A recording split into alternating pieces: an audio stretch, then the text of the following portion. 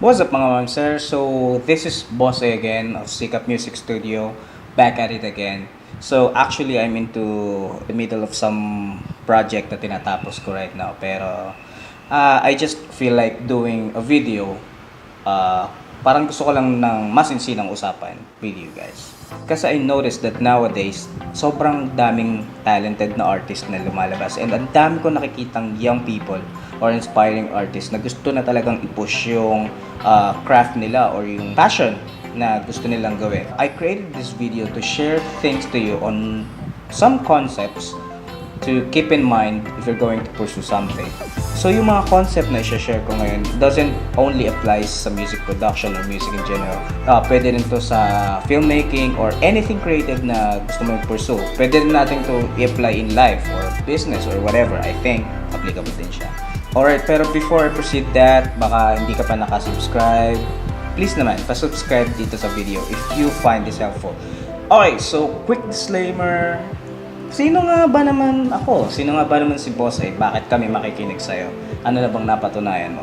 Well, actually, just like you, like everyone else, I'm just really passionate about what I do, which is music production. Now, if there are some terms na nagamit sa video na to na quite incorrect, please feel free to tell that or correct me in the comment section.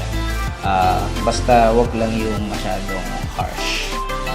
Okay? So, paano? Wala nang intro-intro? Proceed tayo.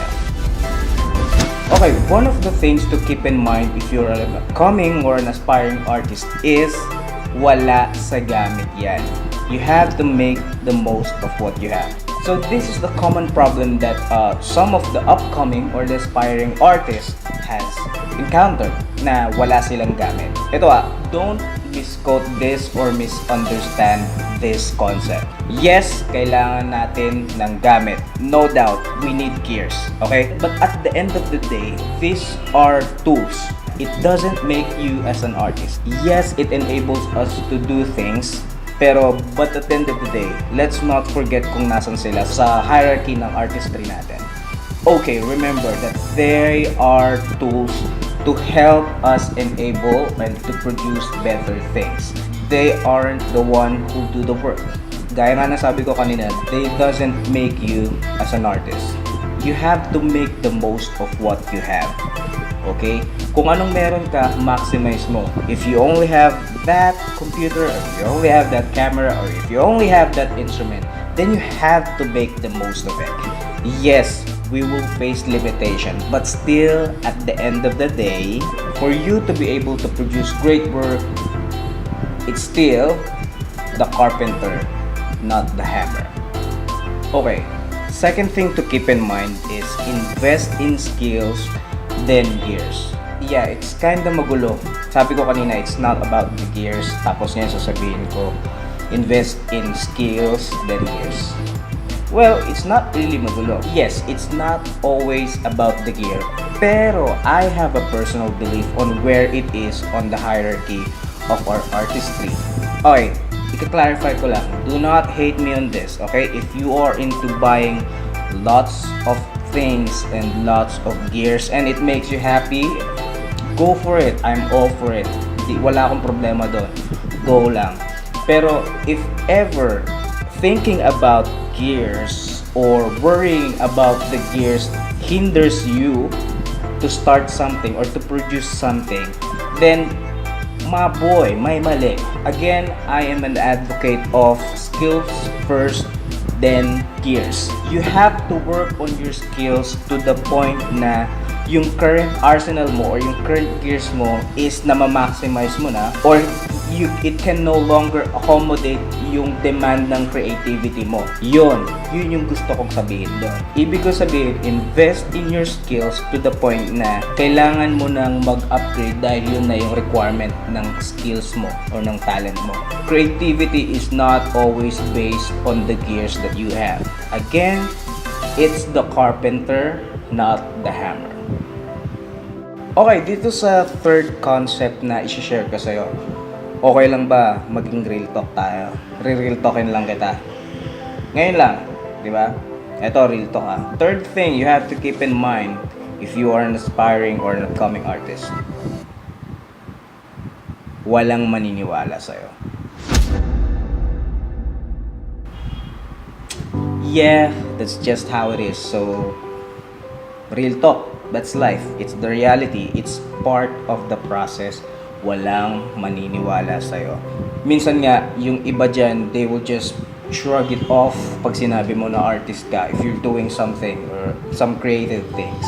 Ito, worst case scenario is kapwa artist mo pa yung babaliwala sa gawa mo, or sadly, i-scrutinize pa yung gawa mo. Parang i-compare nila yung gawa mo sa gawa ng mga pro and gawa nila. To be honest, I experienced that personally maraming beses. Like, for example, on what I do, I'm into music production, I'm a musician. Whenever I tell someone that I'm a musician or I'm into audio works, they're just, okay. Like, nah.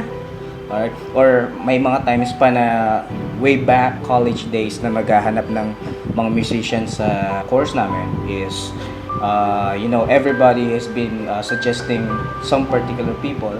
Alam nila na musician ako, but I'm always last on the list.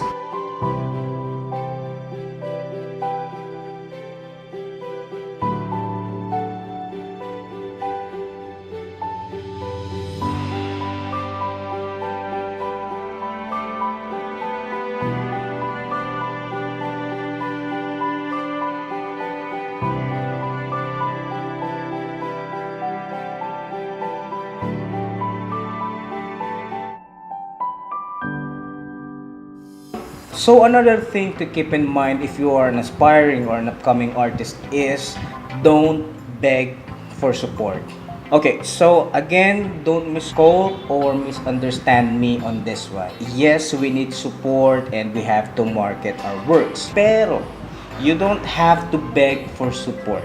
Don't shove your work to people's faces. It will do more harm than good. For example, yung magtatag ka ng halos hundred of people sa Facebook in a video or any artwork na ginawa mo, or maybe or sending them spam messages. No, don't do that. You can ask for support, but please, for me, I personally believe this.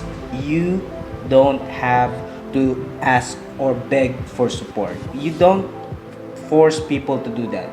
They will give it to you. You can just ask them nicely, like send them personal messages, hindi yung mga spam, di ba? And show them your work. Okay, so here's the thing. Expect a mediocre response. Hindi lahat kasing excited mo. Yan talaga. That's life. Part of the process. But, wag sasama yung loob mo. Don't take this personally. Okay? That's just part of the process. And tanggapin na lang natin or tanggapin mo na lang na hindi lahat is hyped up para marinig or makita yung gawa mo. Again, hindi lahat hyped up na supportahan ka dahil obviously people is very subjective. Kanya-kanyang trip yan. Always keep this in mind. Do not beg for support.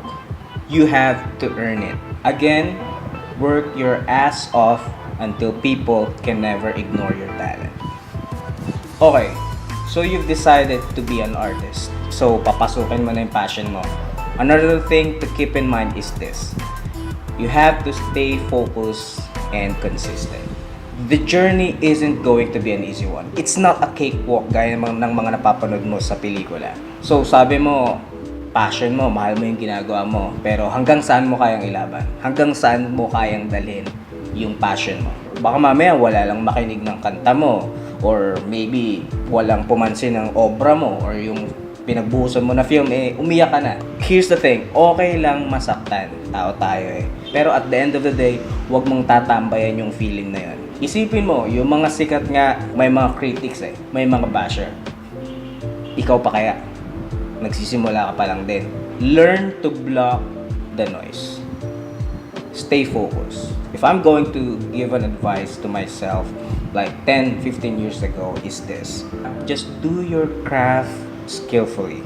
Ibuhos mo yung passion mo, ibuhos mo yung mga nalalaman mo, yung skill set mo, then fire and forget. Huwag mong isipin na lahat excited sa gawa mo because that's just how it is.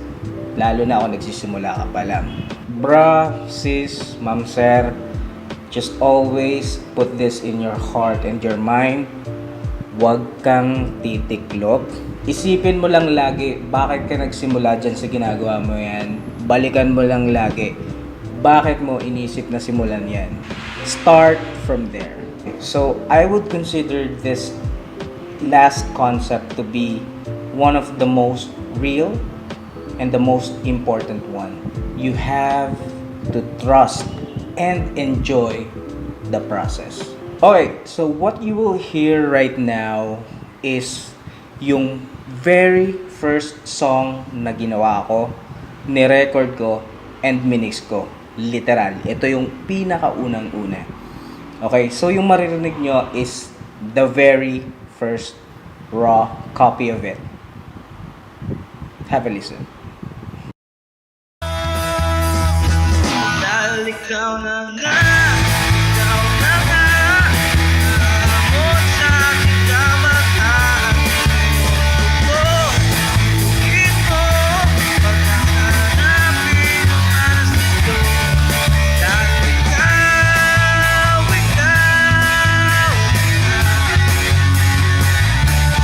dahil ikaw, ikaw,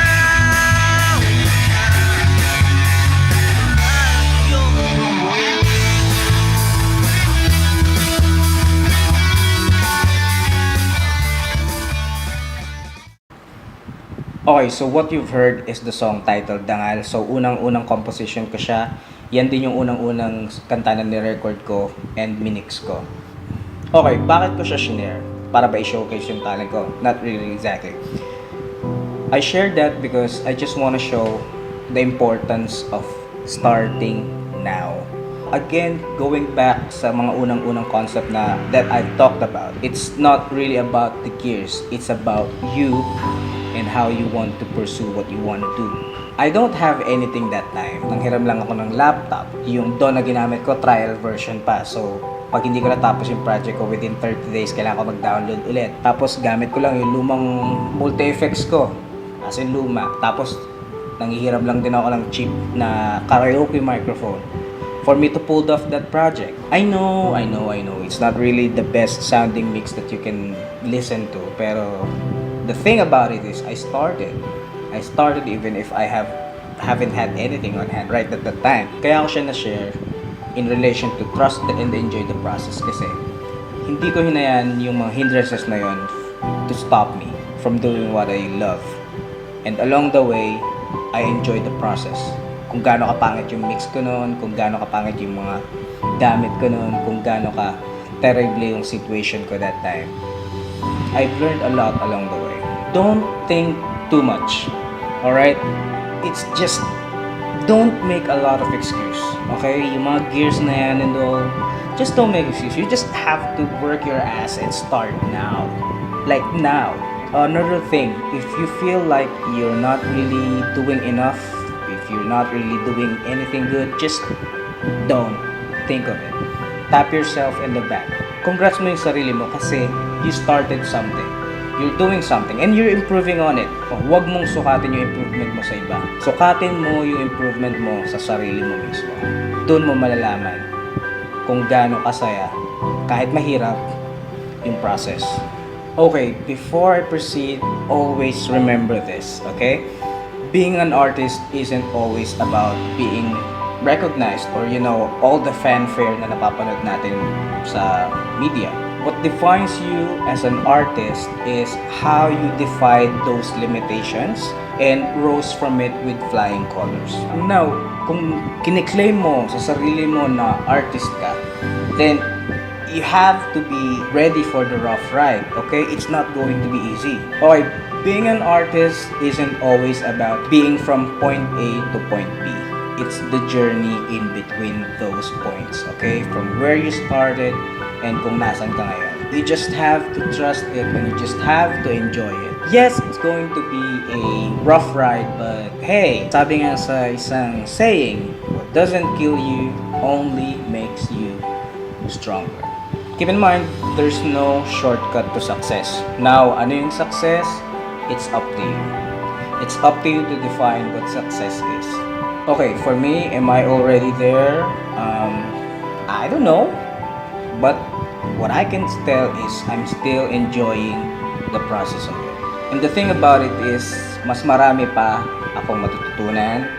And the fun part about it is sabay-sabay tayong matututo along the way. And that's the reason why I started this YouTube channel, because these are the things that I picked up and learned along the way that I know someday may encounter nyo rin. So I'd rather share it with you. Now, if you find those things na sinashare ko sa inyo to be helpful on your own journey, then that would be more than fulfilling to me to know na may sustansya kayo nakukuha sa akin. Basta, just always remember, ilaban mo lang. Whatever your passion is, whatever it is that you want to pursue or love doing, ilaban mo lang. Hanggang saan mo ilalaban, it's up to you to decide. Okay, so that's it again. Boss A here. So if you find these things helpful, please naman, baka sakali lang, baka pwede naman pa-subscribe. Diyan lang, sa baba lang yan. Subscribe nyo yung channel ng studio, Sikap Music Studio, at saka yung personal channel ko, Alex Valdegañas Music. Tsaka hit mo na rin yung subscribe button para din naman notified ka kung halimbawa may mga bagong upload ako. So paano? Parting words, just do your thing, do what you love, push mo, ilaban mo lang. Thank you mga ma'am sir. Sa ulitin. Ciao.